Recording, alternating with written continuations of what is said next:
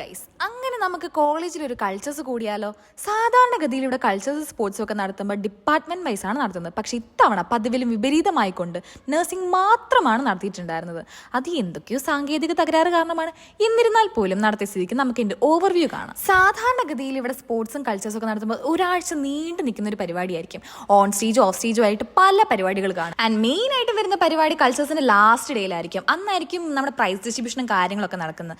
So ഇന്ന് നമുക്ക് അതിന്റെ കുറച്ച് ക്ലിപ്സ് കാണാം. ഓരോ ദിവസം വീഡിയോ എടുക്കണമെന്നുള്ള വ്യാമോഹമായി പോയ എനിക്ക് കിട്ടിയ ദിട്ടിന്റെ പണിയായതുകൊണ്ട് ഞാൻ എടുക്കുന്നത് നിർത്തിയിട്ട് ഞാൻ പിന്നെ പകുതി വെച്ച് ഒറ്റ വീഡിയോ ആക്കാൻ തീരുമാനിച്ചു. ശരിക്കും പറഞ്ഞാൽ ഡിപ്പാർട്ട്മെന്റ് വൈസ് നടത്തുമ്പോഴാണ് അതിനൊരു ആവേശം വരുന്നത്. ഇതിപ്പോ നമ്മൾ നമ്മുടെ സ്വന്തം ക്ലാസ്സിലെ പിള്ളേരൊക്കെ ആയിട്ട് മത്സരിക്കണമല്ലോ. അങ്ങനെ ഒരാഴ്ച പോയതിറങ്ങില്ല. പരാതിയും പരിഭവവും അടിയും പിടിയും വഴക്കും ഒക്കെ ആയിട്ട് ഒരാഴ്ച അങ്ങോട്ട് പോയി കൾച്ചേഴ്സും തീർന്നു.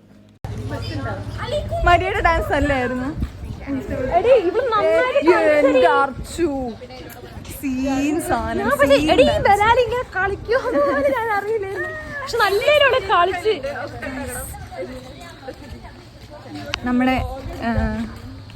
നമ്മുടെ പ്രൈസ് അല്ല